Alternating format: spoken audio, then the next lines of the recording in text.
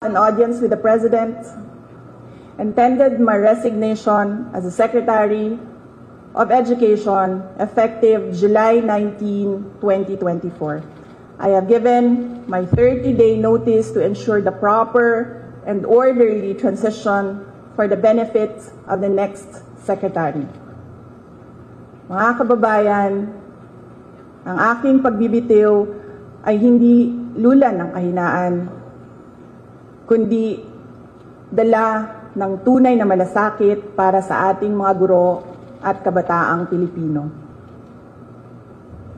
Bagamat hindi ako magpapatuloy na mamamahala sa kagawaran, patuloy pa rin nating itataguyod ang kalidad ng edukasyon na nararapat para sa Pilipino. Hindi man ako ang tumatayong kalihim ng edukasyon, mananatili akong isang ina na nagmamatyag at titindig para sa kapakanan ng bawat guro at bawat mag-aaral sa Pilipinas.